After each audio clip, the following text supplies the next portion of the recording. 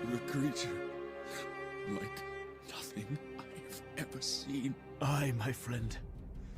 This is no immortal evil that we face now. The Hulk has come to Asgard.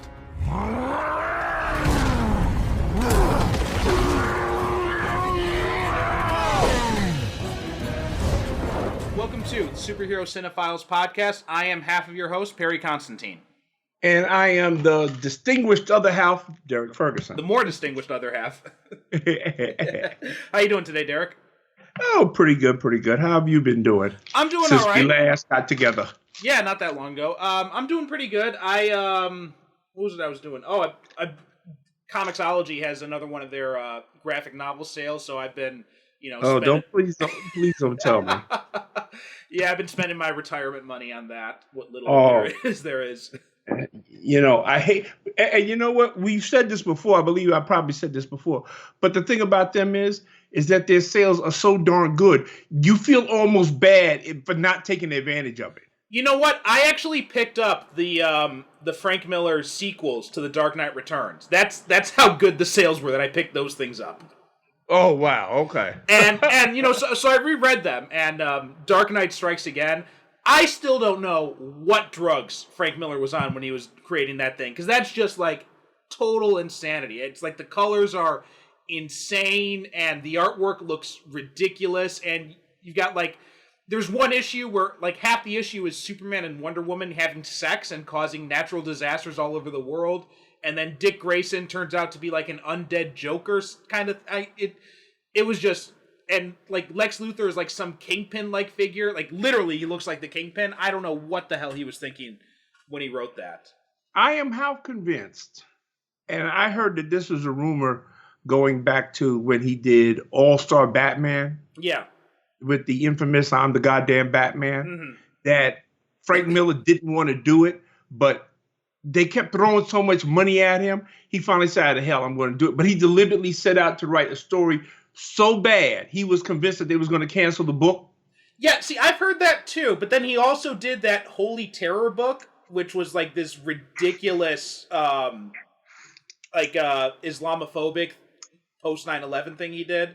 Well, that originally started out as a Batman story, right? Right, yeah, it was originally called Holy Terror Batman, and then and DC's like, no fucking way.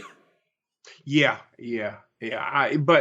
But some part of me wants to believe that he's just playing a monstrous practical joke on, and I like to think that he's just gathering up all of this money and he's sitting and he's cracking up because he's saying, "I can't believe that they're publishing this shit."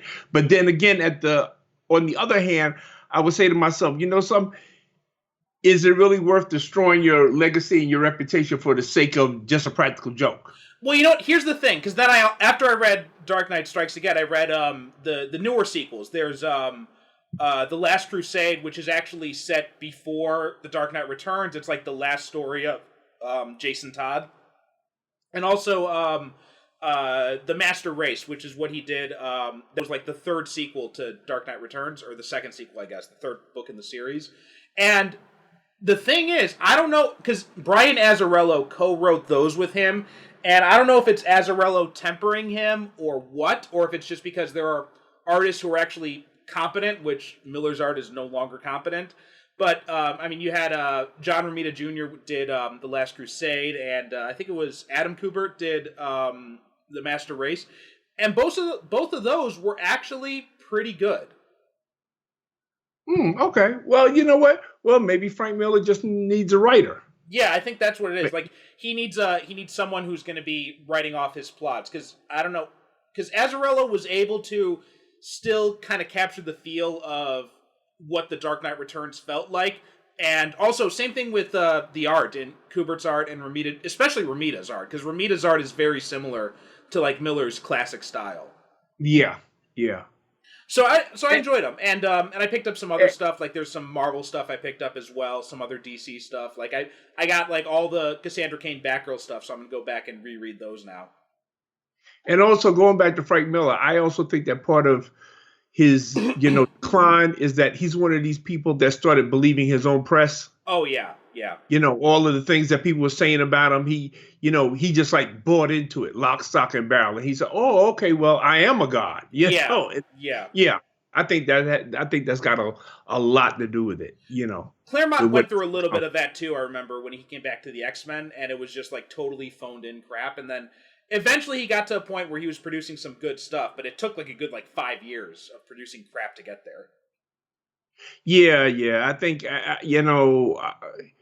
mean, when you have people every day, telling you that you're the greatest thing since sliced bread, I guess after a while, you do come to think, yeah, you know what, I am the greatest thing since sliced bread, Right. So, Right. I mean, but hey, it is what it is, I guess. Yeah. So that's what I've been up to. Just been squandering my money on comics. Yeah, I hear you. I've been because of course, Star Wars Day was, the 4th. Oh So yeah. May the 4th be with you. Yeah, so what I've been doing is I've been rewatching, as I do every year. I rewatch the Star Wars movies, one every night. So that's what I've been doing.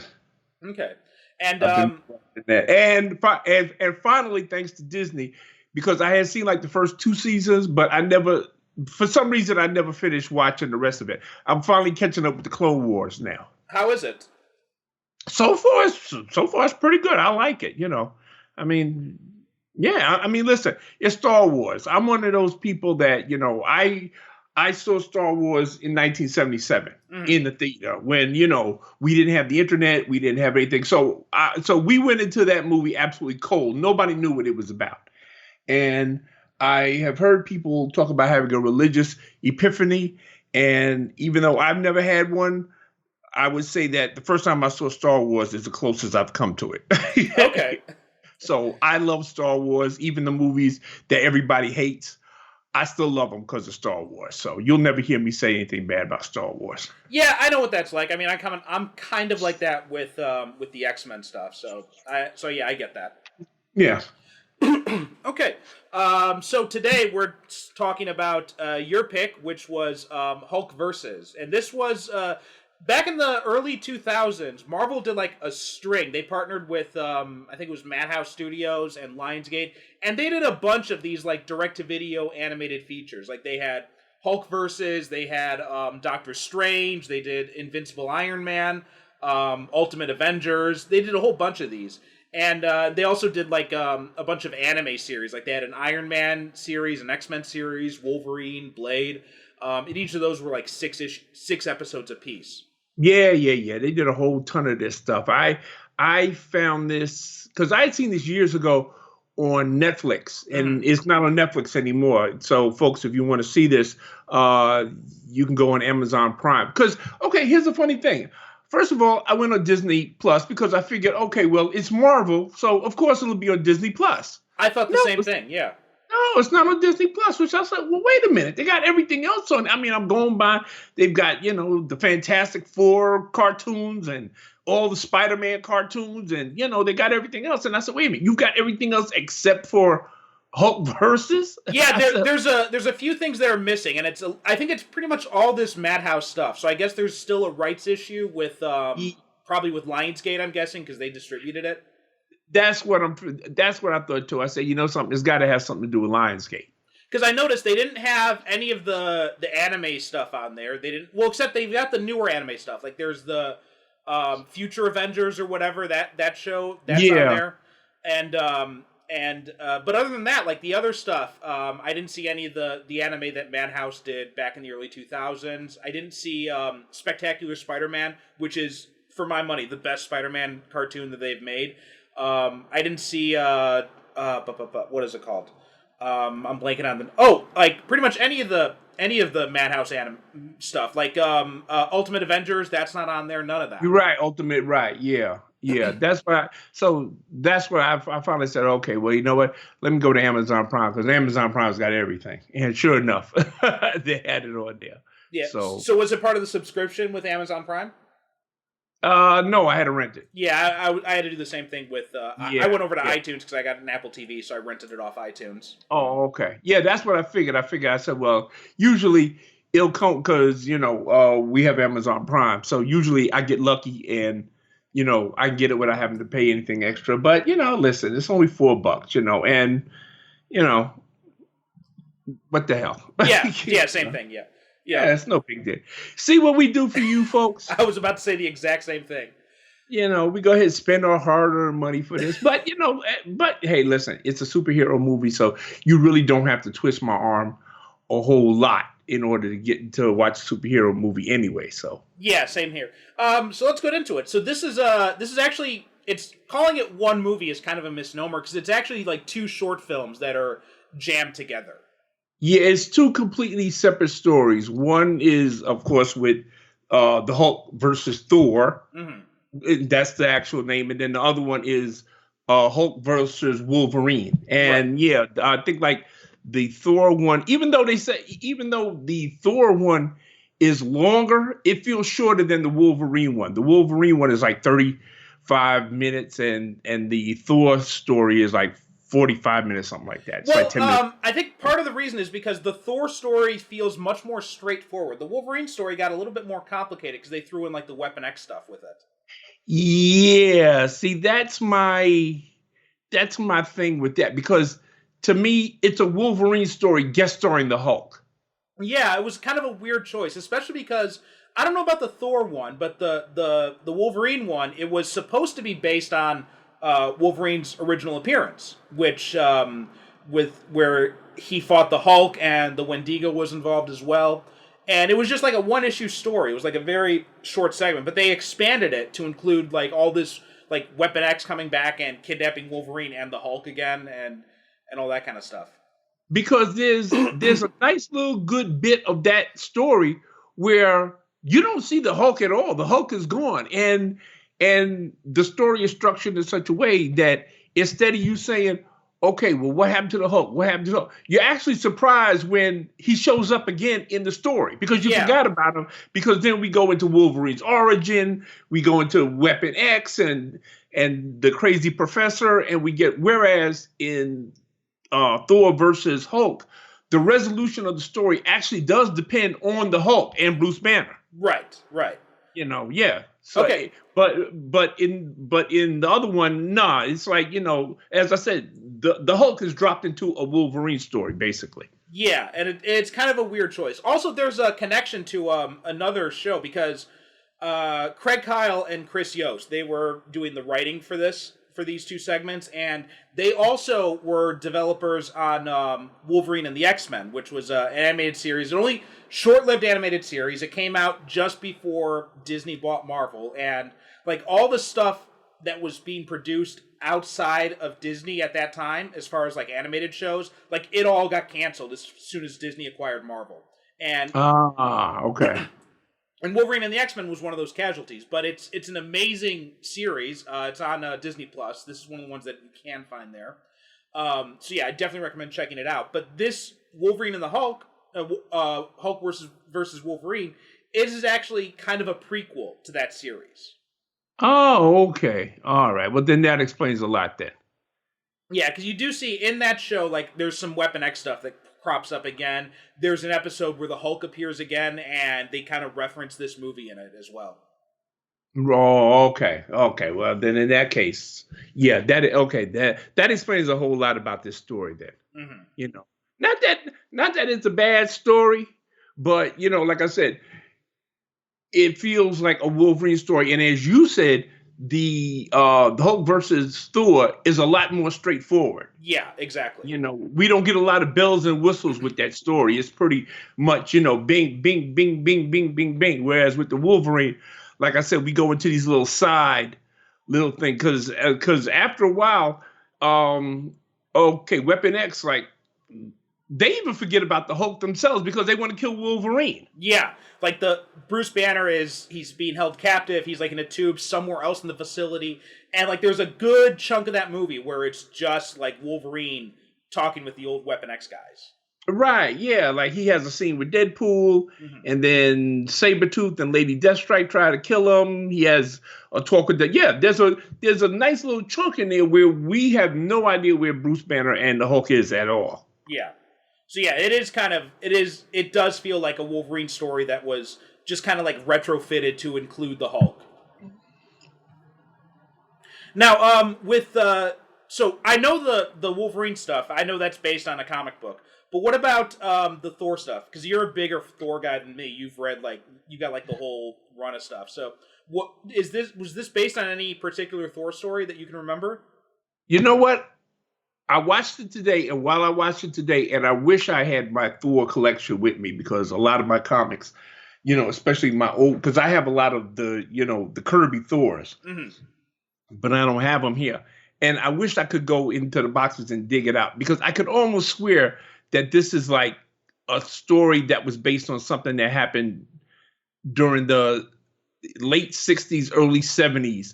The Hulk invading Asgard is a storyline that I'm you know what? It's at the tip of my brain where I can almost like see the panels that was drawn. I'm not going to swear to it. And if anybody out there can help me with this, please, I appreciate this. But I'm pretty sure that there was some kind of storyline during the Kirby era that had the Hulk invading Asgard. Because this whole plot feels very much like something from that era with Loki kidnapping Bruce. Okay, we should say first that this story starts out with you assuming you know everything you need to know about Thor, the Hulk, Odin, Loki, because they don't explain it except for a little bit at the beginning where they explain the Odin sleep. Right. That Odin, he once a year, presumably around Christmas time, I don't know, who knows, he falls into the Odin sleep, and when he does, all of the evil forces of Asgard try to take over Asgard and try to kill him while he's in his bed sleeping. And of course, Thor and the Warriors 3 and the Valkyries and Sif and the armies of Asgard are all protecting Odin. Okay, Loki gets the bright idea to bring Bruce Banner to Asgard, get him mad, turn him into the Hulk, and then using the power of the Enchantress, who I may say is drawn very well. Oh, yeah. She extracts, using her magic power, she extracts Bruce Banner and the Hulk and splits them into two separate beings. Right. Then Loki takes over the Hulk and sends him to kill Thor, 1, and 2, to kill Odin and take over Asgard. Right. So that's the plot in a nutshell. Yeah, basically, and then there's also something with they're able to restore him, but it turns out Banner's soul is actually trapped in hell with Hela. So then they have there's this whole thing with Hela they have to do. Well, yeah, Loki makes the mistake of killing Bruce Banner. He just like, okay, I don't need you anymore. I have the Hulk. But as the Enchantress tells him, listen, you can't control him. You keep on making him mad, he's going to break the enchantment. Right. And Loki, as Loki does, he goes too far. And the Hulk is still rampaging through Asgard, and they have no control over them. And yeah, they have to go to the realm of the dead, and they have to talk to Hela and say, listen, you got to give us his soul, Bruce Banner's soul, to put back in the Hulk, because they can't send the Hulk back to Earth without Bruce Banner's soul. So if he don't go, he's just going to stay there tearing up Asgard. One name I was surprised to see in the credits was Graham McTavish voices Loki. And he was he's been in a bunch of different movies, but he was also most memorably recently he was the Saint of Killers in the Preacher TV series. Oh, okay. See, I never watched that movie. Most of these names were like unfamiliar to me, so I didn't recognize any of them. Yeah, he was in Preacher. He was also in the last season of Lucifer, and he was in Aquaman. He played King Atlan. Oh, okay. That I know. Okay. Yeah. So he's done a lot of voice work. So it was kind of interesting to see. I saw his name in the credits. I'm like, oh man, I recognize that name. And it's like right away I looked it up on IMDb, and yeah, he's been in all this other stuff. And Fred Tatasciore, I hope I'm pronouncing that right. He does the voice of the Hulk, and he's done the voice of the Hulk in a lot of different stuff. Like, I think he was in Avengers: Earth's Mightiest Heroes. He did like a lot of the Hulk stuff in the video game. So yeah, he's been kind of a regular. Yeah, his name was the only one I did recognize because he does do a lot of voice work. Because I've seen his voice in other animated things. He's like one of these people, I guess, that they call every time they, like there's some voices that you see that's all the time. You say, okay, I know that guy or I know that girl. Yeah. Yeah. So yeah, but as for everybody else, I said, okay, well, I don't know any of these people. Well, So. there are two others I recognize. There was Steve Blum. He did Wolverine, and he also did the voice of Wolverine in Wolverine and the X-Men. And then Nolan North. He's done like a ton of voice work, and he's like always. He's been like the Deadpool voice. Like before Ryan Reynolds came along, he's like the voice everybody associated with Deadpool. Oh, okay. And Had Deadpool been in a lot of animated stuff before this? well, there was a Deadpool video game. He had a few different appearances in video games, and Nolan North did a lot of those. And he'd done some other stuff. I think he did some. Checking his credits right now. You know, these voice actors, man, they do so much work. I mean, they're. Oh yeah. It's unbelievable. Like I was looking at one of them, and it was like 20 credits, and that was just like 1 year alone. I'm like, Jesus. Yeah, these voice work people, which I've heard them say like a lot of times that they actually prefer doing this than the like straight acting because they don't have to get dressed up. There's no makeup. They just go in and then they do the end, and your name gets around. So I guess they're always in demand and they're always working. Because you always see their name. When Tom DJ and I were doing Better in the Dark, it was a running gag that I was doing because I was saying that, Andrea Romano, I believe that she must have killed off every other voice director in Hollywood because hers was the only name I would ever see. Oh, yeah. They had to make the movies with that voice director, Andrea Romano. I said, what did she do? Did she kill off all the other voice directors in Hollywood? I tell you, man, Andrea Romano's a gangster. I don't want to meet her in a dark alley. Yeah.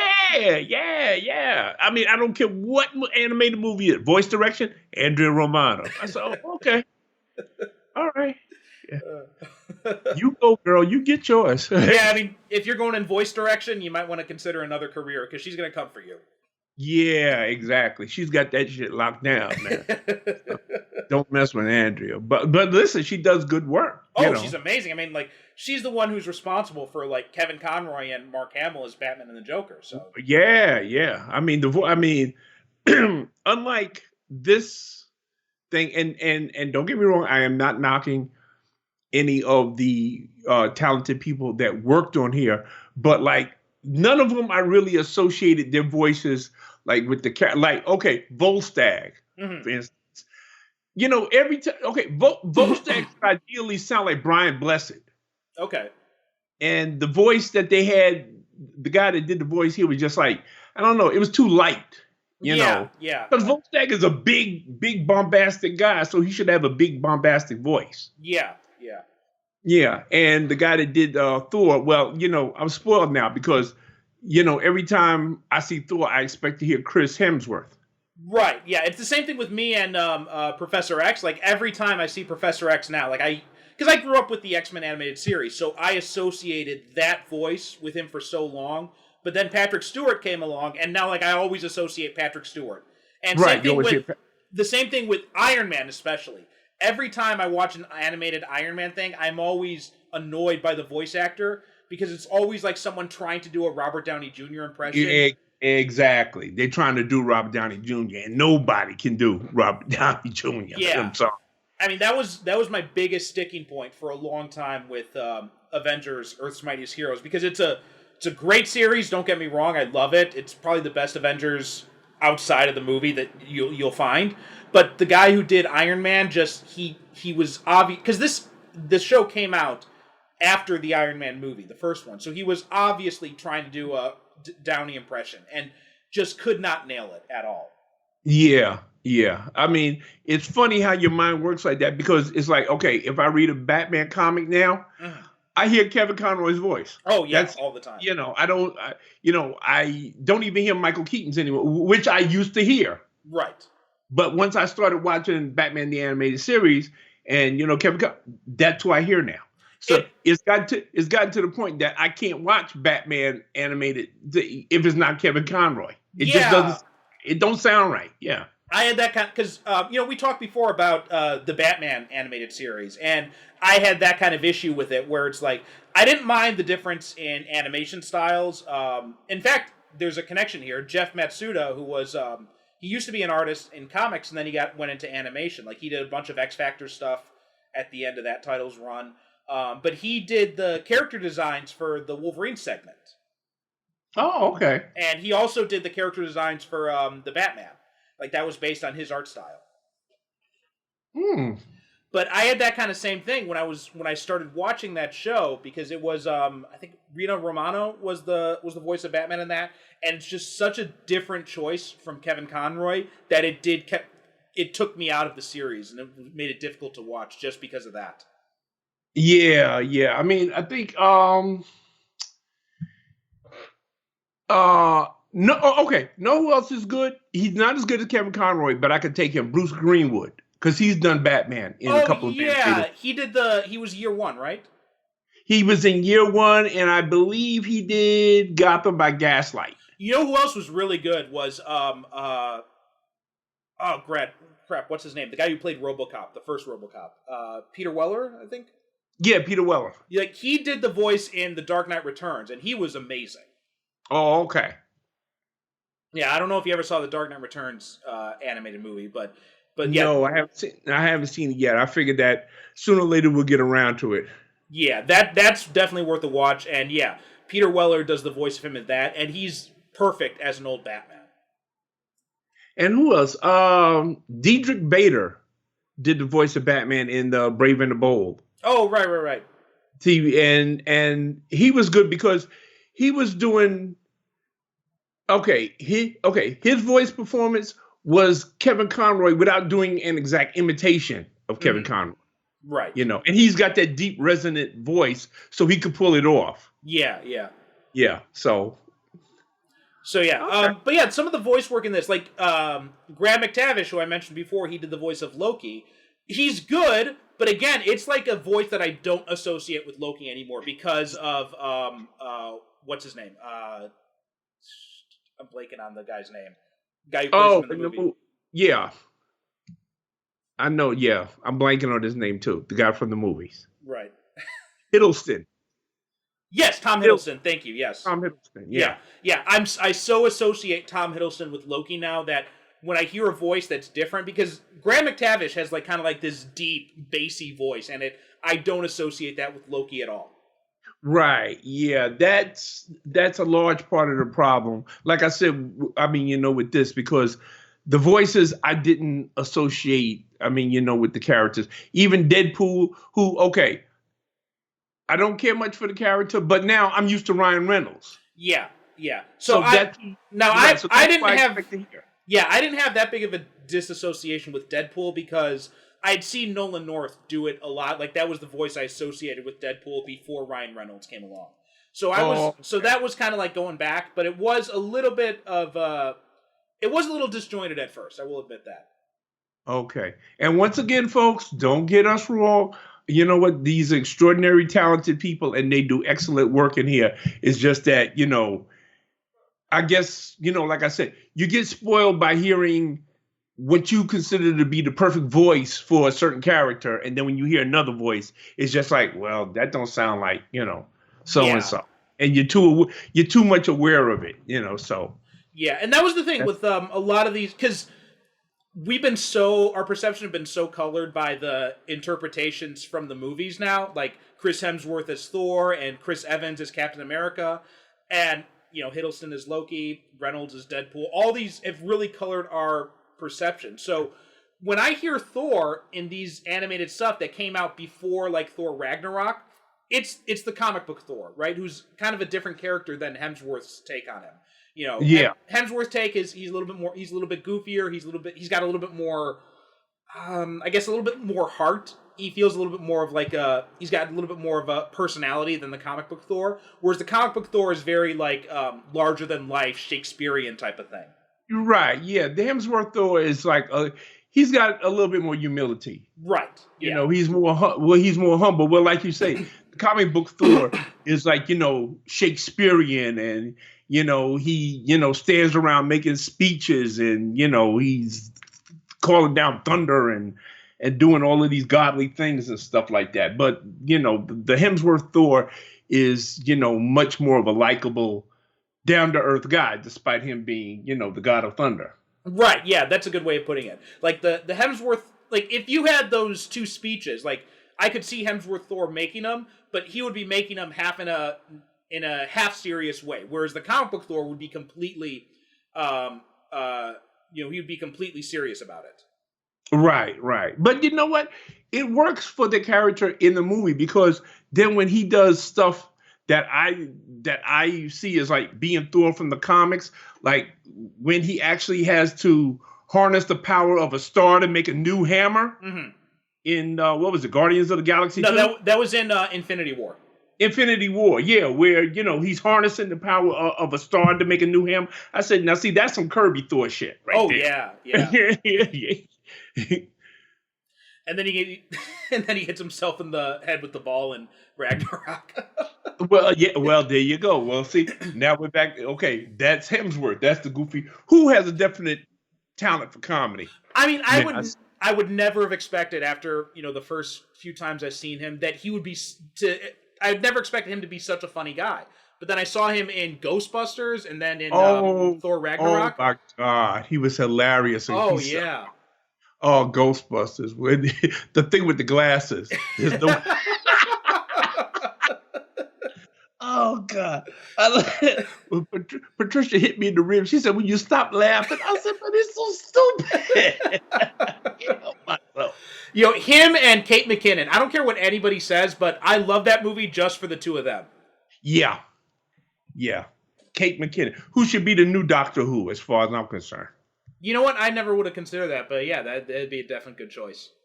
Yeah, because in that movie, she struck me as being very much like a Time Lord. You know what? Screw it. I just say put Kate McKinnon in everything. Put her. Yeah, put her in there. That they say that they're making a Tiger King movie with Nicolas Cage, which is the perfect choice. I mean, Jesus Christ, you can't get much more batshit insane than Nicolas Cage. But I have heard that they're trying to get Kate McKinnon to, play the woman, Carol Baskin. Oh my God. Okay, if anyone who's involved with that Tiger King movie is listening, then you gotta put Kate McKinnon in that thing. Man, can you imagine the two of them together? Forget about it. And you know what? You also gotta find a role for Gary Busey then, too. Oh, God. Did you see that shit? They got something like he's doing Pet Court or something now. Like, what the hell is going on in the world? I saw it, and normally I would say, oh man, that's a shame how far he's fallen and everything like that. But it's just another day for Gary Busey. Yeah. So after he was on The Apprentice, that was it. It was all downhill. Oh from there. Lord, that thing was batshit insane. Oh. Okay, so getting back to the we got so far afield is not funny. Okay. Yeah, so if anyone's doing a drinking game to this show, and if you take a drink every time we go off topic, you're probably calling an ambulance for alcohol poisoning by this point. Yeah, absolutely. So getting back to it. Okay, so now so going back to Hulk versus Thor. Okay, so we're on Asgard, and the Hulk is tearing shit up. And of course, as always happens in these things, Thor and Loki have to team up together to go get his soul back. And that's when we find out that, Bruce Banner's soul isn't exactly in hell. It's in some sort of afterlife where he's married to Betty Ross, and they have a child. Yeah. And it's the life he's always wanted to live. Mm-hmm. But however, he's got to be convinced to come back and rejoin with the Hulk in order that they can send the Hulk back to Earth and have him stop tearing up, which they make a good point in this that they've postulated in the comic books on more than one occasion, in that it's necessary for Bruce Banner to be part of the Hulk because he is keeping him in check in some kind of way. And if there was no Bruce Banner in the Hulk subconscious to kind of keep him up under control, he could conceivably destroy the planet. Right. Because he would never calm down. He would just keep getting madder and madder and madder. Yeah. And I think they did a few stories, because there was a period, I think it was after Onslaught, when because they had the Heroes Reborn stuff where the Avengers and the Fantastic Four were in kind of this pocket universe type thing. And during Onslaught, Bruce Banner followed the Avengers in to like sacrifice himself, but the Hulk was left behind. They'd gotten separated. So the Right. Hulk was still on Earth, but he didn't have Bruce Banner as part of him. And I think that John Byrne did a storyline one time where they actually did separate Bruce Banner from the Hulk, and Bruce Banner, he led the Hulk Busters. He was like Professor X. He was separated from the Hulk, but he couldn't walk. Yeah, they've done a few stories like that. There was another one that Jason Aaron was the most recent one to do it. He did one a few years ago, and it was interesting because Bruce Banner in that one, it was a reverse take, because in that case, it turns out that the Hulk was a tempering force on Bruce Banner, because now that he didn't have to worry about being part of the Hulk anymore, he kind of became like a mad scientist type. Yeah, oh, okay. Yeah, yeah. Well, listen, if you go by the theory that, that I subscribe to, that the Hulk is just simply another part of Bruce, because really Bruce Banner and the Hulk the whole thing is just a metaphor for what is it? Multiple personality. Right, yeah. That whole thing.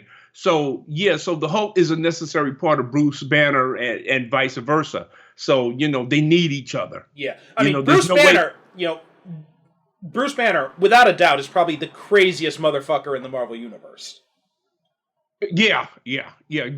Just going by, the fact that this is how he sees himself, that, yeah, I mean, which I've never understood why. Well, yeah, they did do it one time, because there's that character, Doc Samson. He's a psychiatrist. And at one time he was psychoanalyzing, Bruce Banner. And there was that notion at one time that, well, that you could cure Bruce Banner by means of psychoanalysis. Mm-hmm. Well, there was an interesting, because, that was Peter David who did that, and that's where the Smart Hulk persona came from. It was kind of like a synthesis of Bruce Banner, the Savage Hulk, and also the Gray Hulk, Joe Fixit. But then later on, I think it was in the late 90s, Paul Jenkins did a story where he established that, because Bruce Banner had this college friend who was also a psychoanalyst, and came in, and she said to Doc Samson one day, she's like, wait a second. The Smart Hulk is way too confident. Like, I don't care what, but Bruce Banner has never seen himself as that confident. Like, that's not him at all.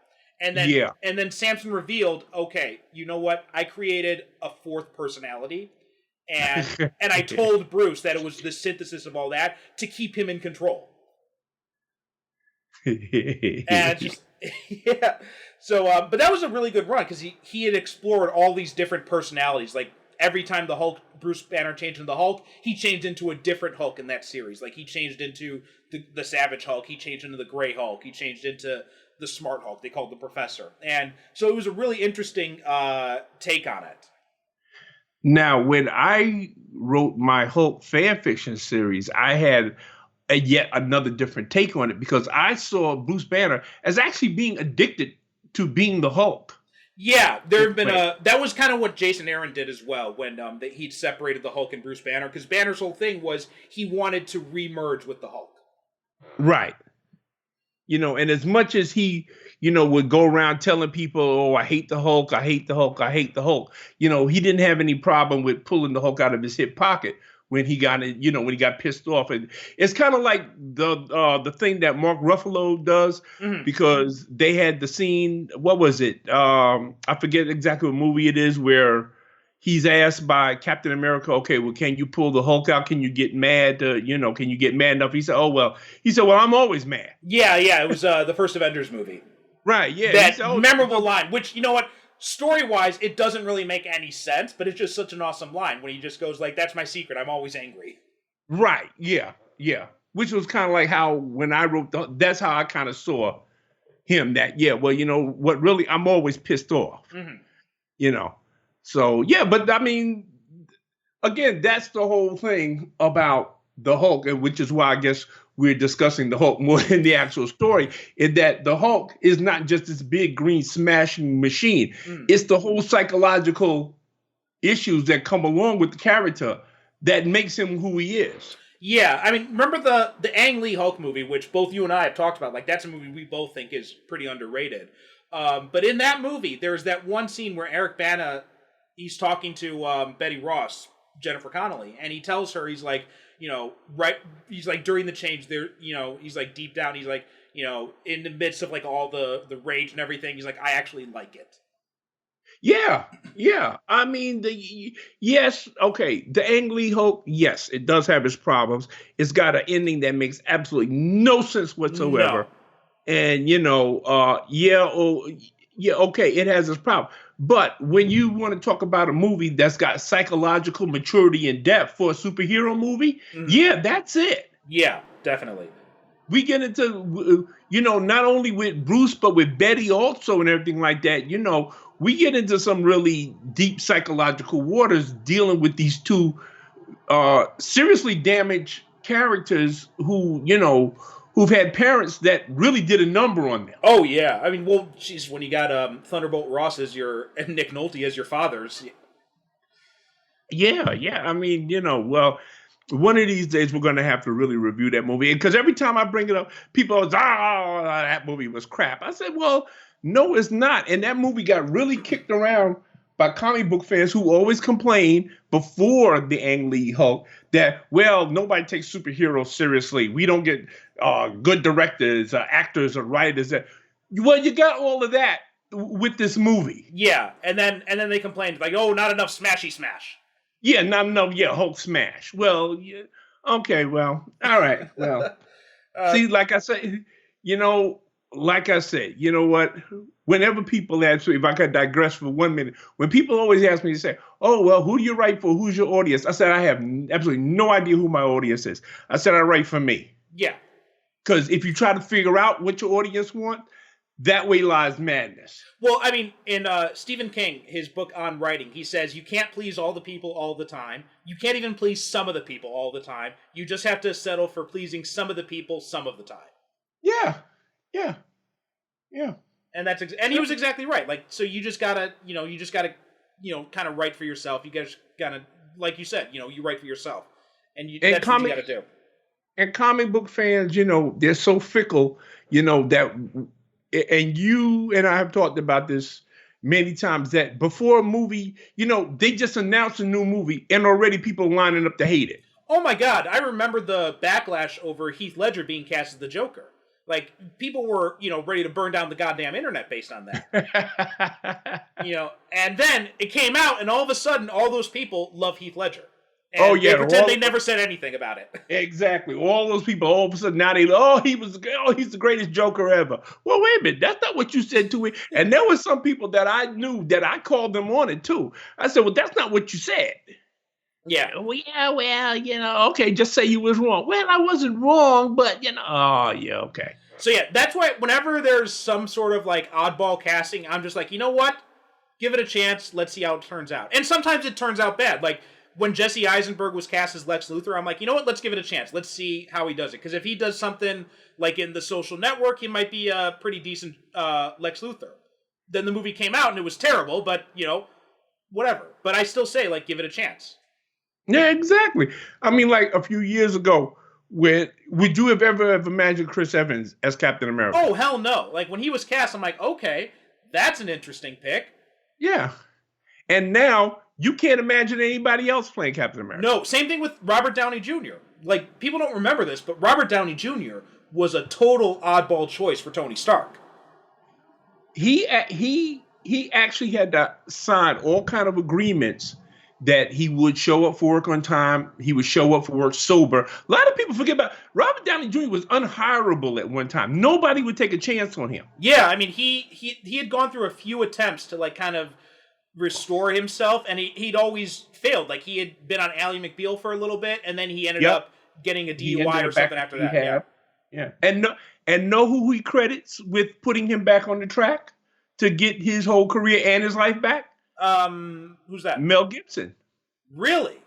Yep. He said when he was in rehab, Mel Gibson came to see him every day, or if he didn't come see him, he would call him.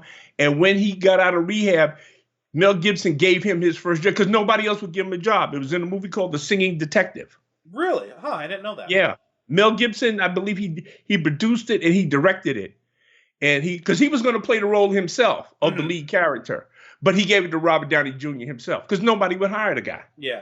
And then, and then ironically enough, Mel Gibson ends up getting getting a DUI and like drunkenly ranting about the Jews controlling the world a few years later. Yeah, and you know what? Because I get into arguments with people about this all the time, and it goes back to that whole thing with separating the art from the artist, right? Because I said something on some Facebook group. I'm always saying stupid shit, but I said something about Mel Gibson. Oh yeah, but he's a racist and he does this and that. I said, listen, if you heard some of this shit I've said when I'm drunk, you wouldn't want to be my friend. Trust me. I mean, listen, people do stupid shit and they say stupid shit. That doesn't mean that they mean stupid shit. They don't. I mean, sometimes you got to cut people slack, and you don't know what's in a person's heart. People say, like I said, people say stupid shit. Okay, if we was to hold you still accountable for stuff that you said, remember 20 years ago? Oh yeah, I tried to drink enough to block a lot of it out, but I remember. Okay, now if we was to still hold you accountable for all of that stuff, would that be fair? No, you're right. You got a good point there. Yeah. Yeah, exactly. I mean, you cut people slack. People say stupid shit and they do stupid shit. That doesn't mean that they have to be penalized for the rest of their life for it. Yeah. That's all. That's all I'm saying. Okay. Now going back to the movie, something I noticed. There was a movie we were talking about. Yeah, somewhere in there. I think we were supposed to be talking about a movie. Look, folks. By the we're 21 episodes in. If you don't expect this shit by now, then what have you been listening to? Yeah, exactly. I have no idea what you've been listening to all up to this time if you've been listening to it. All right. So, but one of the things interesting, now you're a bigger Thor guy than me, so you would know, was the Enchantress, were her feelings for Thor genuine in the comics as well? Because I had always kind of had the impression that she didn't really have like genuine affection for him. It was just more like she wanted to manipulate him. Yeah, she kind of went back and forth in the comics from being in love with, but because if I remember correctly, and as always, if I've got it wrong, please somebody correct me. She only hooked up with the Executioner because the Executioner was genuinely in love with her, but she only just kept him around as her muscle. Right.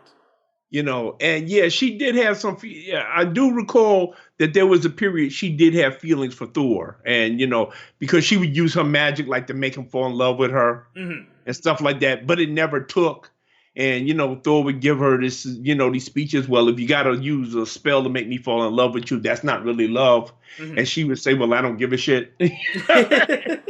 Serious, she would say, "Really? That was I don't give a shit. As long as you love me, that's it." So, but yeah, I mean, this wasn't something that they just pulled out just to service the plot. Okay. The Enchantress did have, feelings for her, and frankly, just going by the animation in this in this movie, if it came down to a choice between her and Sif, yeah, I'd take her. Now because that was one of the things that jumped out at me was that scene where she restores Thor, and like I really felt like she had genuine affection for him in that scene. I really bought the actress did a good job selling that. Yeah, she really did because we should mention that in both of these little short films, the Hulk definitely walks away the winner in both of the fights because he just like I think there's about almost a minute where he's doing nothing but just like pounding the shit out of Thor. Yeah. Which kind of upset me because I'm a Thor guy and I think that Thor can beat the Hulk. But listen, surviving an ass whooping from the Hulk is, that's something to brag about right then and there. Yeah, well, the Hulk kicked my ass and I walked away from it. There's he just pounds and Thor's lying there and he's imagining that it's Hela, the goddess of death, that's come for him. Which, going by what she says later on, I think it might have been her, but then the Enchantress jumps in there and she saves his life. Yeah. She brings him back with a kiss. So I want to give credit to the actress who did the voice of Amara in this, Kari Walgren, because she did a good job selling it, especially in that scene. Yeah, she really comes across as, as you said, you believe that she has a true affection for Thor. Yeah. That this isn't just like a whim or something like that, you know. And even there's one thing that I like that Thor says, well, listen, you go, I'm taking Loki, we're gonna go get Bruce Banner. So you go with Sif and you protect Odin, you keep Odin safe. And she doesn't like that shit, but she goes ahead and does it because he asked her to. Yeah, she goes ahead and does it. And I'm glad you mentioned Sif, because that's another one I wanted to mention. Like, she's, that one of the things I liked about this movie, and even if it's a short film, but we get more development of Sif and the Warriors 3 in this 45-minute short than we got in 3 Thor movies. Yeah, you get a lot. You get a lot with Sif in this thing, which, yeah, like you said, that surprised me. You really get a lot with her. Like, if not for Agents of S.H.I.E.L.D. and her appearances on that show, like, she would not have gotten any development in the movies. Yeah, because she's what? You know what? Now that you think about it, I'm trying to remember how much she has to do in the first movie, and she really doesn't have a whole lot. No, she does. Like, she's in the beginning. She goes with Thor and the Warriors 3 to Jotunheim, and then she appears at the end, and they fight off. They fight the Destroyer, and then she has a small bit in the second movie, and then in the third, and she's not even in Ragnarok. Like, she's she's not. See, well, so okay, here's the funny thing. Sif is not even really a love interest in it. She's like one of the guys. Yeah, that's actually something I liked about her. Like, that scene where he's going around, he's trying to convince them to join him and go to Jotunheim, and he says, like, and Sif, who convinced all of Asgard that a woman could be just a great warrior? And she's like, I did. And he's like, well, yeah, but I supported you. Yeah, she's like Elaine on Seinfeld. Yeah. She's one of the guys. It should be the Warriors 4, not the Warriors 3. She's not really like a love interest. Well, but she's such a badass that she deserves her own title.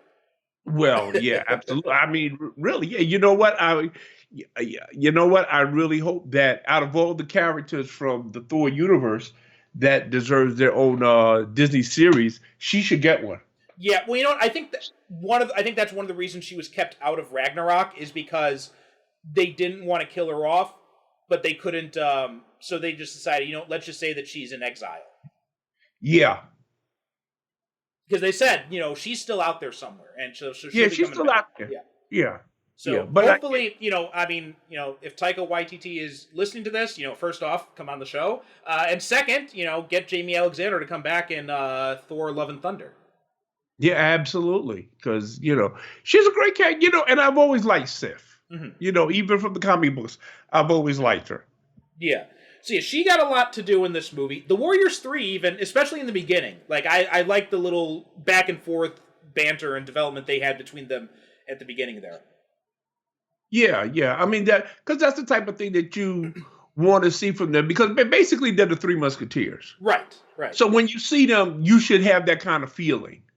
When you see them, it's that kind of, like you said, that banter back and forth, that teasing each other. And one thing that I liked about this movie in that they don't usually use, like sometimes they forget that Volstagg, they just treat him as a funny fat man, which he isn't. He's a warrior of Asgard. Yeah. But too often he's the comic relief, he's a coward, he's not. No. He's one of the things in Jason Aaron's Thor run, he actually he had a hammer of his own for a time. He became called the War Thor. Yeah, and I mean, listen, do you honestly think that Fandral and Hogan, especially Hogan, Hogan Grimm, do you think a guy named Hogan the Grim would let a funny fat man hang out with him? No, he wouldn't put up with that shit. No, of course not. Not him. No, Fandral, maybe. Yeah. He said, well, you're my sidekick. But Hogan, no. So, this is a guy that can pull his own weight. Yeah, absolutely. So yeah, so I'm glad, because they have a scene in this movie where it's Volstagg that jumps on a horse and pulls out his sword and charges the Hulk. Yeah. It says, let's go. Mm-hmm. I said, whoa, Volstagg, go get him, big guy. Yeah. And he's the first one to charge at the Hulk, in fact. Yeah. So this first one, it had a lot of heart, it had a lot of good character moments between them, and the story was just very straightforward. It felt very like I I know what you're saying about the Kirby stuff, because this segment felt a lot like those early Marvel comics when the Hulk would randomly appear in someone's comic and they'd fight for 22 pages or whatever. Yeah. This whole thing reminded me a whole lot of 60s, 70s Marvel comics. Mm-hmm. It just had that feel to it. And I love that they had that little homage to the Hulk TV series. At the end. Yeah, they got they're playing I the theme love song. that. Yeah.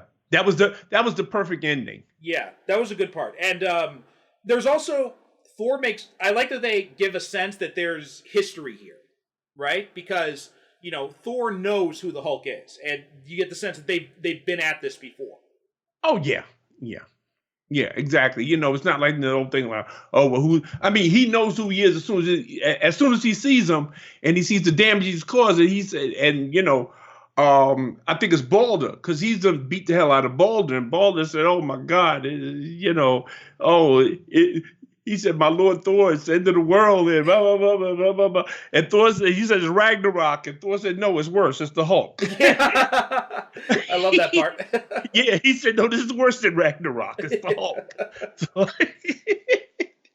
Which shows that he has the proper, like you said, he knows who he is. So we don't go through that whole awkward thing about, okay, well, what green-skinned beast is this, that? Mm-hmm. No, he knows this is the Hulk. He knows him. Yeah. And then, so now let's jump into the Wolverine segment. Now this, I expected to actually like this segment more just because I'm an X-Men guy. Wolverine's one of my favorite characters. But I think, in retrospect, I kind of prefer the Thor segment more. Yeah. Well, first of all, because I'm a Thor guy, and Wolverine, I like Wolverine. A lot of people think I don't like Wolverine. I like Wolverine until somebody decided that he was the most important person in the Marvel Universe. Yeah. And he had to be in every comic book, and he had to be on every team. And because I think at one point he was like a member of the Avengers, the X-Men, and the Secret Defenders all at one time. Yeah, he was there. Yeah, he was part of like the X-Men. He was.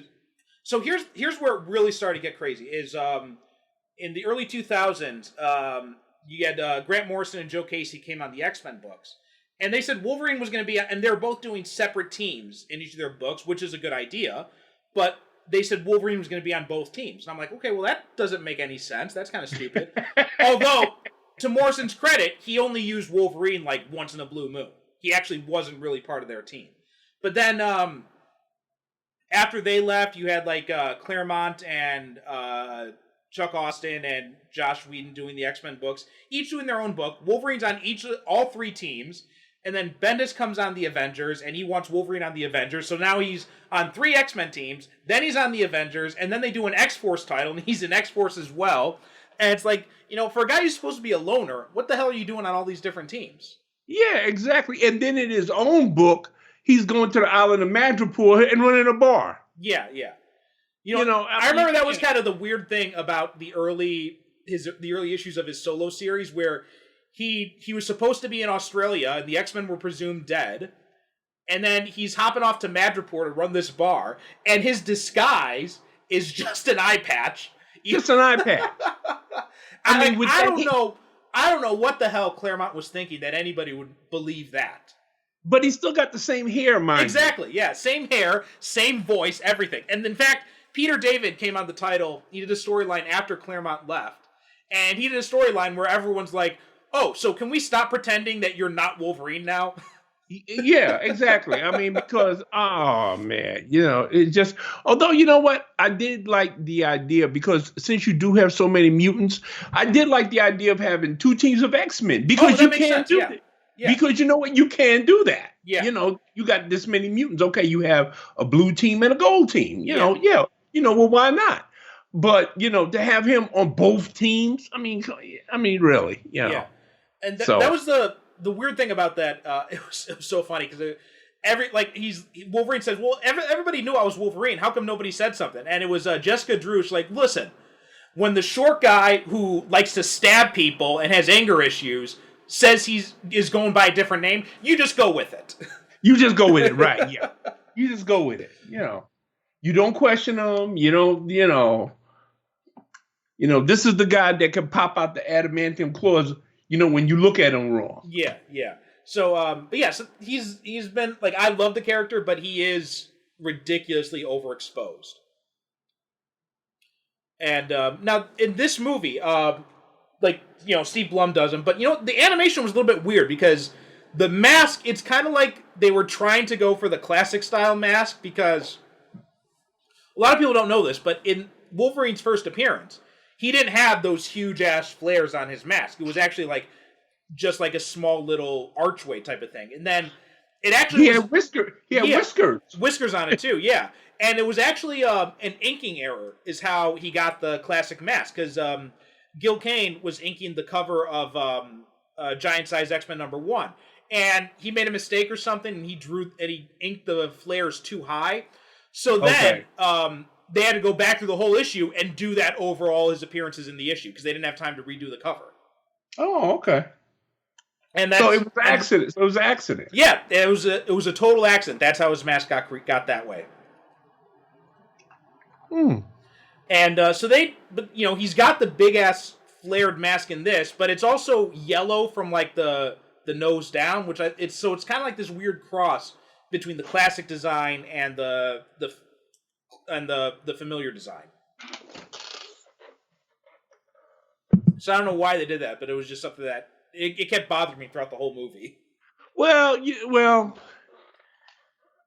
yeah, but you know what? I always figured that they go with that for people because most people are familiar with him wearing that cowl with the big. First of all, I never understood why Wolverine is one of those characters. I never understood why he wore a mask anyway. Oh, same here. Like, I get in this argument all the time. Like, I don't think Wolverine needs a mask. He's got that very distinctive hairstyle, especially now that after we've seen the movies, like, everybody associates that with Wolverine. So you don't need the mask. Yeah. I mean, you know, he's a guy that has a very unique, distinctive look to him. So why not just capitalize on that? Yeah, exactly. If I ever end up drawing an X-Men comic book, I promise you that my Wolverine will not be wearing a mask, because Well, thank you for that, sir. No, really. I mean, you know, there's a whole lot. The whole list of superheroes that I could go through that wear masks, and I understand that that's a convention of the genre, but you know, yeah, a lot of them there's really no reason for them to wear masks. So. Right. Yeah. I mean, especially because Wolverine doesn't really have a secret identity, so there's no reason for it at all. Well, this is what I'm saying. It's not like, he's a billionaire by day. You know, Logan is a billionaire, playboy by day. Mm-hmm. He's always, he's just Wolverine. He's Logan, So there's no reason. He has no secret identity to protect. So then why is he wearing a mask? Yeah, that was always my feeling as well. Now the Weapon X stuff, I'm not sure if it was they didn't want to do the Wendigo story from Wolverine's first appearance or what, or I think part of me thinks they just wanted to throw Deadpool in it, because Deadpool gets a lot of lines in this segment. Deadpool gets a lot of airtime in this. I think he gets more dialogue than any other member of the team. Oh, definitely. I think. Yeah. So yeah. Because he's making wisecracks all throughout the other scenes where people are, speaking dialogue and, they're going through the plot exposition and stuff like that. And he's standing off onto the side. He's making all kinds of wisecracks. And then even at the end, he gets that one little last scene, that teaser at the end. Mm-hmm. He gets, so yeah, he gets a lot of time in this. So if you're a Deadpool fan, you will enjoy this segment. Trust me. So how did you feel about it? Because you're not a Deadpool fan. You know what? It didn't bother me. Like I said, the only thing. Oops, I just dropped something. Excuse me. The only thing that bothered me, like I said, was that I think that if they were going to make this a Wolverine story, then just go ahead and make it a Wolverine story. Don't tell me that it's going to be Hulk versus Wolverine, which of course it is, because we do get a fight, and just like with Thor, he kicks Wolverine's ass. But I mean, you couldn't take the Hulk out of the Thor story, right? Because he's integral. The whole resolution of the story depends on the choice that Bruce Banner makes. Yeah. But you could take the Hulk out of the Wolverine thing, and it wouldn't make a difference. Oh, absolutely. Yeah, It really wouldn't. You're right. It wouldn't make a difference. As a matter of fact, if you substituted the Hulk for the Wendigo, that he's looking for the Wendigo instead of the Hulk. Yeah. Yeah. No, you're absolutely right. That is one of the weaknesses of this segment is the Hulk. It's totally a Wolverine story that they just tossed the Hulk into. So this felt kind of unnecessary for that. I mean, I did think Nolan North was okay as Deadpool. I did like when he came in. He's like Logan, buddy. It's been forever. Like nobody's called me Bub in ages. Yeah, because okay,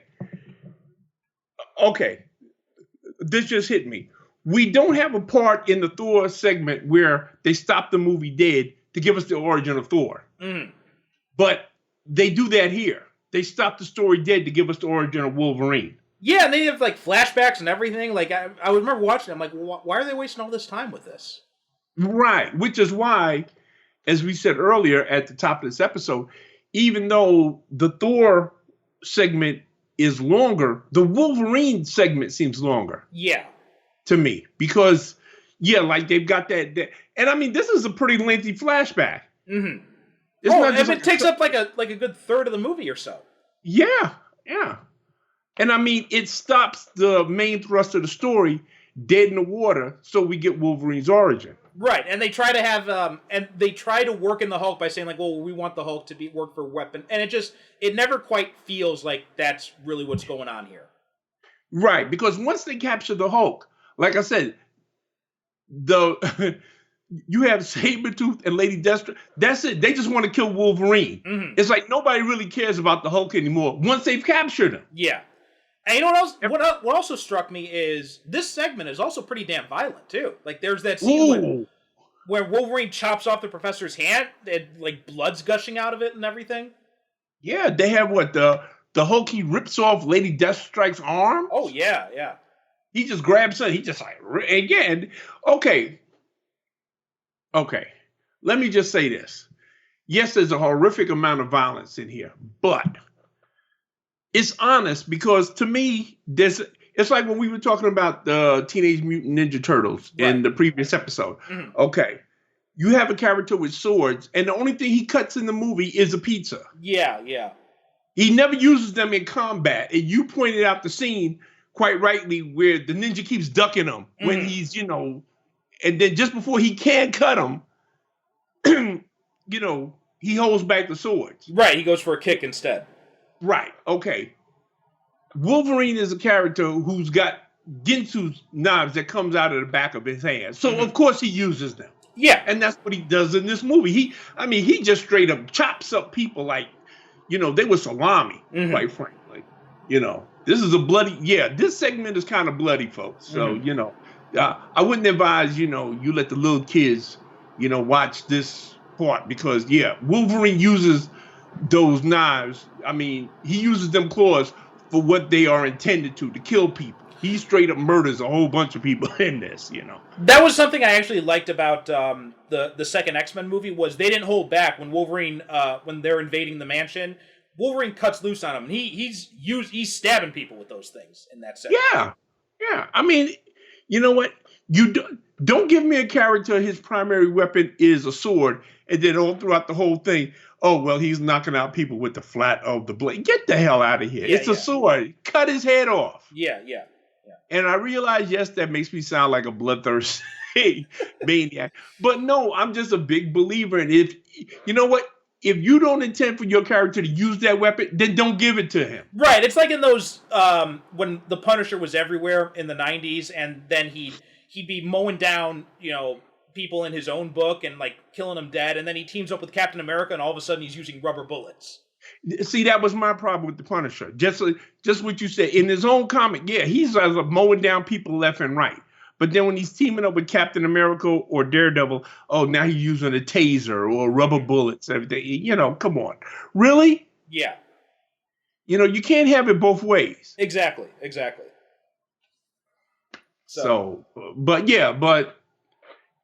mean, Wolverine, yes, folks, This is not. I'm care. You know, if your little one says, "I want to see the movie Wolverine," you know your kid best. But I would. This segment, yeah, I kind of, yeah. But yeah, I mean, and it's not like I was, disturbed by it. I was just kind of surprised. I'm like, oh wow, that's. I did not expect to see Wolverine chopping off some guy's hand and then see blood gushing out of the wound. Oh no, absolutely, yeah, yeah. And then there's a part where he's in the hallway, and it's the soldiers. I guess they're the grunt soldiers that they have, the security force. And he's in the hallway, and he just goes down the hallway, and he's just like cutting guys. He's slicing and dicing left and right. Yeah, he slices off Deadpool's arm at one point as well. Yeah, and I said, "Oh my God!" I'm looking at this blood flying around. I'm saying, and I just recently watched Sword of Vengeance, Baby Cart from Hell, and I said, "Oh, this," and that's what it reminded me of. Oh man, I covered that on Japan on Film. I think last year. Yeah, I listened to it the other day because Turner Classic Movies, they showed all 6 of the movies. Oh, really? Okay. Yeah, so I watched it and I said, "Oh, wait a minute, let me listen here and see what Perry's got to say." It's been a long time since I saw those movies because, as a matter of fact, the last time I saw it, I saw the version that has the first 2 movies. It was called Shogun Assassin. Right, yeah. It was kind of like one that was cobbled together. Right, and they kind of like took. So this is like the first time I saw the 2 movies, separate. And I had actually forgotten how bloody these movies were. Oh, yeah.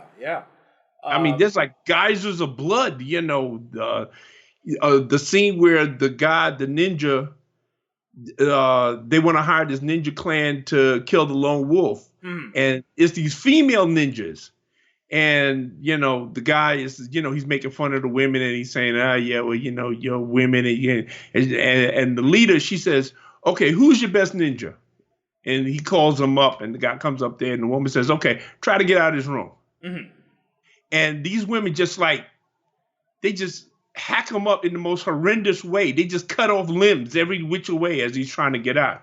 It's a wow. I said, wow. Oh, yeah. They did not hold back in those movies. I had forgotten how bloody those movies were. A lot of fun though. Oh yeah. They're not as good as the comic. Like if you've never read the Lone Wolf and Cub comic book, you definitely got to check that out. But those movies, they did not hold back. They were total fun.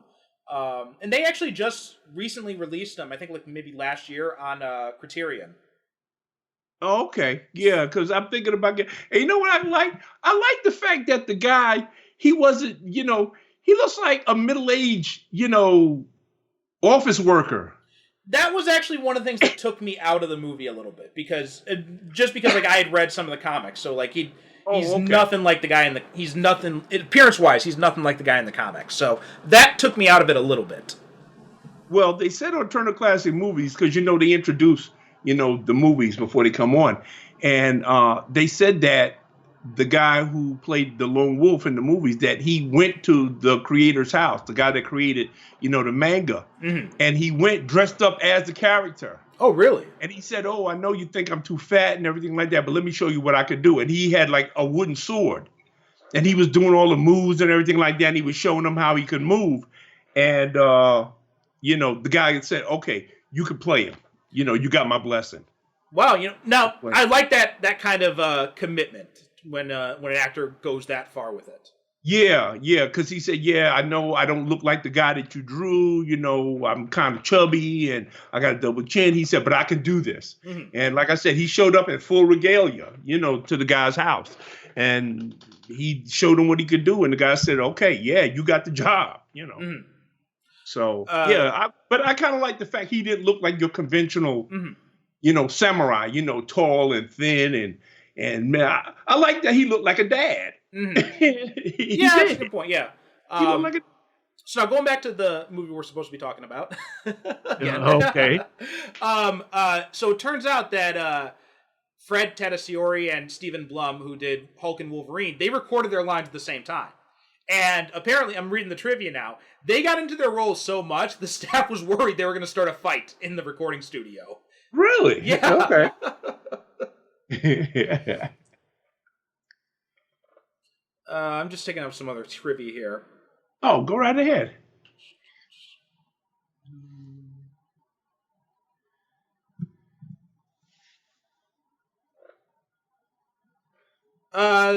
So yeah, there's the Banner's appearance here at the beginning of Hulk versus Wolverine. It's kind of similar to his last scene in Incredible Hulk, where he's he goes off to the lake to be on his own, and then he gets and he also uses the famous line, "You're making me angry." Yeah, that they do like little homages to like they did in the Thor thing, the way it ends, and here they get in a couple little things that are homages to the the TV series, which which I always appreciate, because to me that says that the people that made this have a respect for what came before them, and they just didn't dismiss it, and they said, because to me it's more interesting when a creator can find something that's already been done and they can find a way to work it into this new thing that they're doing to establish a continuity, so that you can say, okay, well, this is the same character. Mm-hmm. Yeah. It's not, it's not anything new. It's anything different. Like I always tell people, here I go digressing again. I always tell people that the one thing I appreciate about Val Kilmer's performance as Batman in Batman Forever, in that he does things with his body language and his voice. He's not imitating Michael Keaton, but he's doing enough to let you know this is the same guy. Yeah. It's not like George Clooney, where it's a completely different character. Right. It's not the same Bruce Wayne, but Val Kilmer, he says, okay, he's letting you know through his voice and through his body language that, yeah, this is the same guy that you saw in the first two movies. I think more than any other actor, Val Kilmer got the most shortchanged as Batman. Oh yeah, he did. I mean, he was given a terrible script, terrible movie to make his debut performance in. Never got another chance after that, and then even Ben Affleck got to do Justice League. But yeah, Kilmer did not get enough time. I think if he had gotten a better movie, he would have been a much better Batman. If he had gotten a better movie, or if he had gotten another movie, I think he would be more highly regarded. Yeah. But Val Kilmer, no, yeah. Out of all the Batman actors, yeah, he's the one that doesn't get, he gets no respect at all, and it's a shame, because he did not have a good movie to work with. He really did. Right. All right. Let's see what else here. There's something else I wanted to mention. Apparently, so this is also in the trivia, but the filmmakers, they said that when the Hulk hit Sabretooth, he apparently hit him so hard that he actually killed Sabretooth in this movie. Really? Yeah. Oh, okay. So that was interesting. That was an interesting thing. But that's about it. I'm not sure there's really much else to talk about. The Thor stuff, surprisingly, I thought I would like the Wolverine stuff a lot more. But the Thor stuff, actually, it fits together a lot more. Everything fires on more cylinders. All the characters have a reason to actually be in there. The Wolverine stuff, it's like we said, it's just it's like a Wolverine origin story, and they just tossed in the Hulk for the hell of it. Yeah, this isn't actually a traditional full-length movie like we usually talk about, but I wanted to talk about because, for one, I was looking over and we've never done an animated movie. Right. And of course, when, I had said to some of my friends, you don't know them, but some of my friends, when they said, oh man, y'all guys did a good job on the last, what are you going to do next? And I said, oh, we're going to do an animated movie. And, oh, well, what are you going to do? And Thor versus Hulk. What? You're not going to do Spider-Man into the Spider-Verse? You got to do to Spider-Man into the Spider-Verse. And I said, wait. And I said, well, we'll get to that. Sooner or later. I said, but this is an older movie that a lot of people probably either haven't seen or didn't even know was out there. And, I just like to let people know what's out there. Oh, man, you ought to do Spider-Man. Nobody wants to hear about that old stuff. And I said, oh, God. But you know what? It was either this or Batman Year One. Mm-hmm. But we just did a DC movie. Right. We did a string of DC stuff. After A-Bar, we did the Watchmen TV show, and then we did Aquaman and and then we did and then we switched over to Ninja Turtles. But yeah, we did a bunch of DC stuff in a row, so it's good to kind of take a break from that. So it was about time for, like a Marvel thing. And like I said, I hadn't seen this one in a while anyway. So I said, okay, well, you know what? Let's do this one. And because there's another not exactly a Marvel movie, but I want to see if it's available anywhere before I make that my choice when it's my turn around again. It's another Marvel thing. Actually, it's not a Marvel thing. It started out as a Doctor Strange movie, but then it got turned into another character called Dr. Modred. Oh yeah. I saw you mentioning this on. I saw you talking about this with someone in one of the Facebook groups somewhere. Right. Yeah. He was, and I said, really? So. But I want to make that my choice when my turn comes around again. But first, I want to see where it's available at for us to watch. Yeah. So I'll let you know. Okay, sounds good. Yeah, that was an interesting conversation I was kind of like peering in on. And I actually ended up looking up the movie afterwards and trying to... And I was surprised because some of the images I saw made it look a lot more dated, but it came out in the 90s. Yeah. And like I said, apparently this was supposed to be a Doctor Strange movie, but for some reason it didn't, and it got transmogrified into this original character. So I said, oh, you know what? That's something that we should follow up on, and we should talk about. Yeah, it seems like a good choice. Okay, so I think that's pretty much all we have to say about Hulk versus.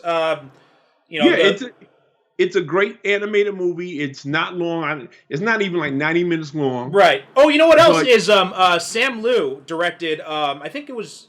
Yeah, he directed the Hulk versus Thor segment, and if you watch any of the DC movies, like Sam Liu directs like all of those. Yeah, Sam Liu. Yeah. Didn't he direct All-Star Superman? I believe he did. Yeah, I'm looking him up right now. But which is like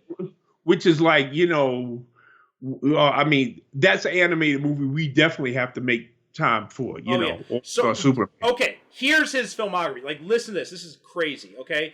He did, he was a director on Extreme Ghostbusters. He was a director on Godzilla, the TV series from the late 90s. He was a director on The Batman, Hulk versus, Superman, Batman, Public Enemies, Planet Hulk, Justice League Crisis on Two Earths. He did an episode of Young Justice, All-Star Superman, Thor Tales of Asgard, Batman Year One, Green Lantern the Animated Series, Beware the Batman, Justice League Gods and Monsters, Justice League versus Teen Titans, The Killing Joke, which, less said about that, the better. Yeah. Teen Titans, The Judas Contract, Batman Harley Quinn, Gotham by Gaslight, Suicide Squad, Hell to Pay, which I think both of us love that one. Oh man, yeah. That's another animated movie that we got to get to. Suicide Squad, Hell to Pay. Death of Superman, Reign of the Supermen, Justice League versus the Fatal Five, Wonder Woman Bloodlines, and Superman Red Sun. I mean, damn, this guy's done a lot of work. So this guy's probably directed more superhero movies than anybody living. Probably, yeah. Yeah. He's good too. That Justice League movie, what is it? Crisis on Two Earths? Oh yeah, that was a good one. Oh man, my favorite one though is Justice League Doom. Yeah, you know what? I had said when they was, this was before we got the actual live action Justice League movie that we did. I said, you know what? Warner Brothers should stop beating themselves over the head and just put Justice League Doom and Crisis on Two Earths. Just put that in the movie theaters as a double feature. Yeah. And that's it, And you also had in that one Justice League Doom, right? You had Kevin Conroy and Tim Daly coming back as Batman and Superman, Susan Eisenberg coming back as Wonder Woman, Carl Lumley coming back as Martian Manhunter, and Michael Rosenbaum as the Flash. All those characters from the Justice League animated series. But then you also had Nathan Fillion as the Green Lantern, which was awesome. I mean, those are like, to me, if anybody wanted a Justice League movie, even over the live action one, I would give them those two movies and Justice League: The New Frontier. Oh yeah, New Frontier is another great one. Oh yeah. What does that say that the animated Justice League movies are better than the live action one? You know what? I don't know what it is about DC, but for some reason they can't they can't tell their ass from a hole in the ground when it comes to live action stuff. But the animation stuff, it's always, top notch. Even the ones that are kind of like meh are still like leagues better than Justice League the movie. Even Gotham Knights. People don't like Gotham Knights. I like Gotham Knights myself. And like you said, even the ones that are kind of like at the bottom rung of the ladder are still a lot better than, their live action output. Right. Yeah. Which makes you say, I don't understand why they just don't go to the guys that do the animation and just say, okay, well, you know what? You guys go make a live action, Justice League movies, since it seems like you know what you're doing. Oh, yeah. Yeah, they should definitely do that. I don't know why they haven't yet, but, I mean, at this point, they got to try something different. Or you could just go to the guys who do the TV shows, because they know what they're doing, too. Yeah, they know what they're doing, too. Give them a big budget, like they did with Power Rangers back in the day. Give them a big budget and tell them to make a live action movie. Because I'll tell you, between you, me, and how many people are listening to this, I'm so sick of hearing about this Flash movie, I don't know what to do. Oh, God. And then he got arrested in Sweden or something, whatever it was. So, I don't know what the hell's going on with that. Because for my money, Ezra Miller, first of all, I didn't like him in Justice League. He was like the weakest part of the movie to Absolutely, me. I didn't like him, period. And, don't expect me to pay money to go see him play Flash I'm not doing it. Yeah. You know what's funny? We thought we'd do a Marvel episode, and we still end up talking about DC again. Yeah, I know, right? It always comes back to DC. Well, I mean, because it is kind of like DC was ahead of the game than Marvel when it came to movies and other media, because Marvel was just a comic book company. DC was owned by Warner Brothers, so they had the resources, and Warner Brothers had all this IP, so they were able to do a lot more with it.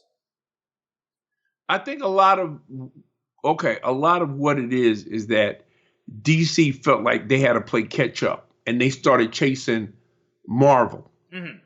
And I said, okay, when you have a movie, Man of Steel, bad as it was, the movie made something like what?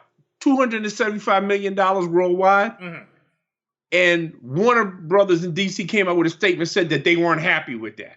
Yeah. I said, okay, that's the problem right there. Yeah. When you have a movie that made that much money, because you wanted to make the same kind of money that Avengers made. Right. That's what you're thinking of. You're not thinking of the story. You're not thinking of the characters. You're not thinking creativity, no creativity. You're just thinking you want to make a movie that makes as much money as Iron Man or Black Panther or Avengers. And I think that's the trap that DC Warner Brothers fell into. Well, because they tried twice, because they so wanted to create their own cinematic universe. They tried with Green Lantern, remember? Because there was there's all that stuff with Amanda Waller and all that. That was all intended to set up a DC cinematic universe. And then it failed, so then they're like, okay, well, let's make Man of Steel. And then Man of Steel doesn't feel like it was supposed to be the start of a cinematic universe. But it did so well that DC's like, okay, now let's play catch up and throw everything in one movie. Yeah. See, that's the thing. And there is no way you can catch up with a decade's worth of movies that's already been made. Yeah, absolutely. You have to commit yourself to doing 10. But see, they didn't want to do that. Mm-hmm. They just wanted, okay, well, you know what? All we got to do is just throw a bunch of people in costumes in, the same movie, and we'll make money. Yeah. And we saw the result of that. So. Mm-hmm. Yeah. But also, this was an interesting time for Marvel, because this was when Marvel was really trying to branch out and because they had done a bunch of TV shows. Some were really good, like you had the X-Men TV show.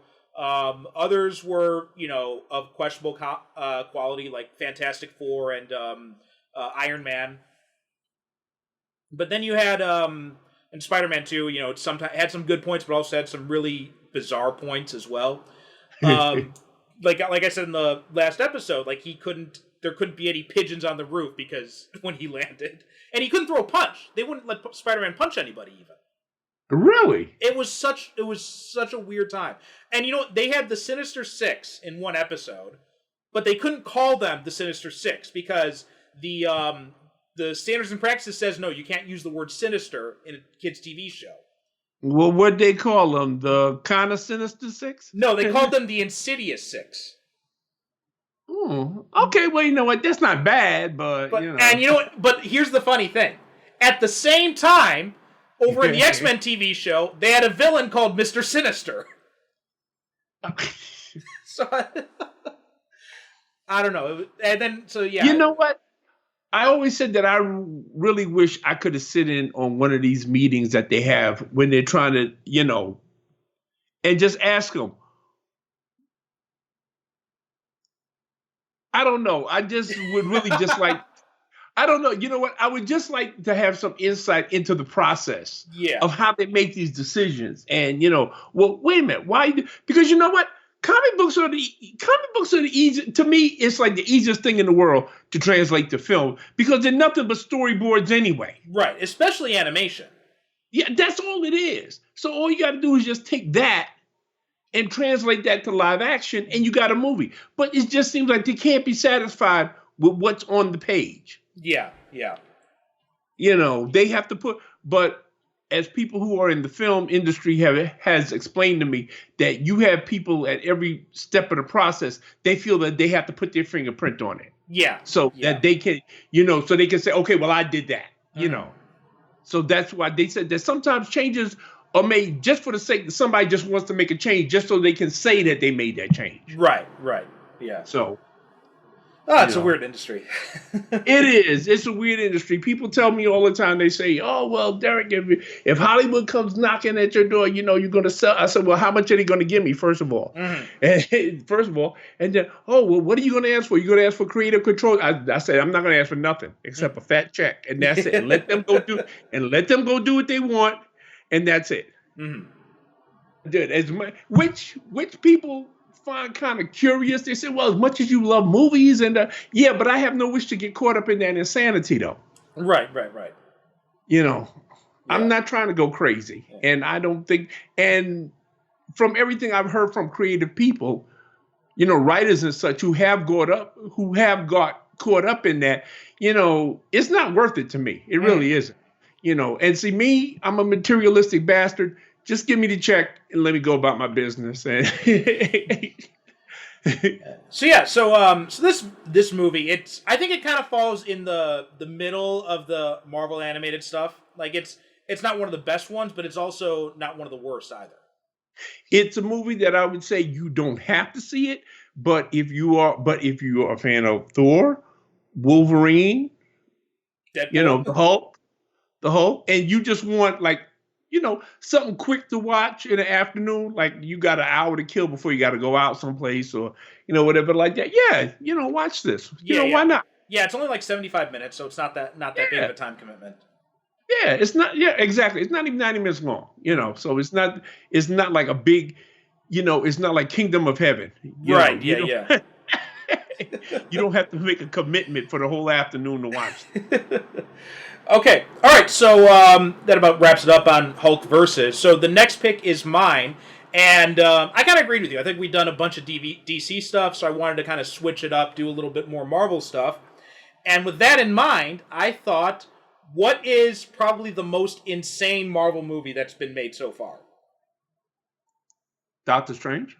No, not Doctor Strange. Oh, no, we did Doctor No, not Doctor Strange. Neither of the Doctor Strange movies, but we did the original Doctor Strange. But no, what I think was the craziest Marvel movie was Ghost Rider: Spirit of Vengeance. Oh, the first one? No, the second one. Oh, the second one with Idris Elba. With Idris Elba and Nicolas Cage back as Johnny Blaze, and it was directed by the guys who did the Crank movies. Oh, okay. All right. See, it's been such a long time since I've seen it because I know I've seen it. I saw it like on HBO like years and years ago. Yeah. So I don't remember much about. Oh, yeah. Okay, this will be a good opportunity for me to revisit that. Yeah, because the first one I think was terrible, absolutely god awful. But the second one is also not good, but it's just got a lot of fun parts in it. Well, I'm going to save a lot of my opinions about Ghost Rider until we get into that. But just let me say, first of all, that much as I love Nicolas Cage, he was horribly miscast. Oh, definitely. Yeah. That's the first problem with this. First of all, he was too old to play the character. Yeah. No. Yeah, we were talking about Nick Cage back when he started out, when he did like, Vampire's Kiss back in the 80s. Mm-hmm. If he did Ghost Rider then, yeah. But maybe, yeah. Also, in the first movie, I remember he did like this really bad Southern accent, like from like the same. He brought out that Con Air accent. Well, you know what Cage does? Every time he's in a movie and he can't be bothered to actually build a character, he falls back on doing Elvis. Yeah. Yeah, he does. Yeah, you can always tell when he's being lazy. Mm-hmm. He falls back on doing Elvis. Yeah. Well, fortunately, in Spirit of Vengeance, the director, someone told him, drop the accent because he didn't use it in the second one. So yeah, next, come join us next time. We'll be talking about Ghost Rider: Spirit of Vengeance, which it's a fun movie. It's a bit off the wall, so it'll be good to go back to that. Okay, I'm looking forward to seeing it. Yeah. And it's a movie probably a lot of people have forgotten. So I know I did. Yeah. As a matter of fact, I believe the only reason that I watched it was because I wanted to know what Idris Elba was going to do in a Ghost Rider movie. Well, that's what I was thinking about when I was thinking about this, because I remember you were saying you've got your favorite, who let him into this movie type of thing. Yeah. And that's definitely the case with Idris Elba. Who the hell let him in this movie? Yeah.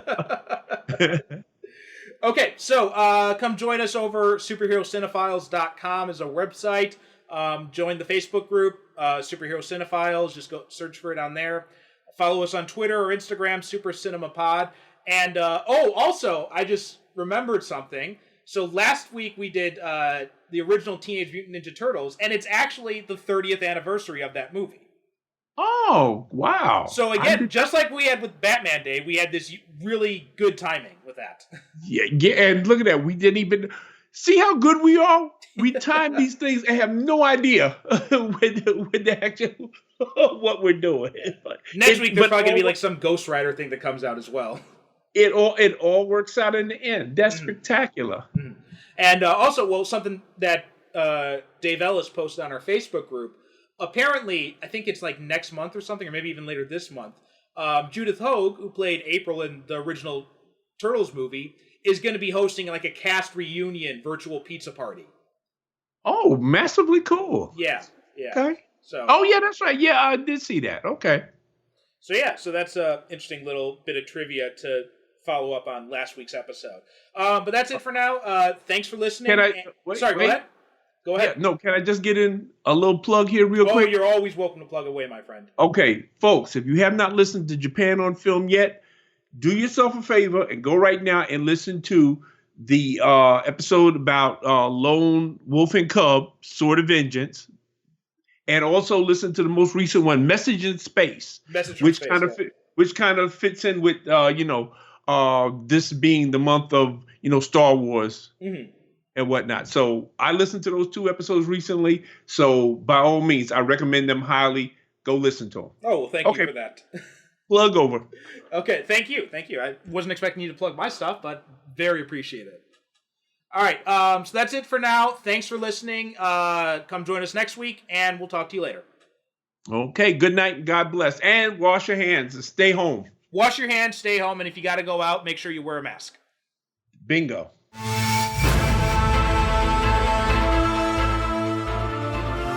Thanks for listening to the Superhero Cinephiles podcast. If you have any questions or comments about this or any other episode, or if you have a superhero movie or TV show you'd like us to cover in a future episode, you can email us at superherocinephiles@gmail.com, or you can also visit us on the web at superherocinephiles.com. If you like what you hear, leave us a review wherever you get your podcasts. Each review helps us reach more potential listeners. You can also support the show by renting or purchasing the movies discussed, or by picking up our books, all of which can be accessed through the website, as well as find links to our social media presences.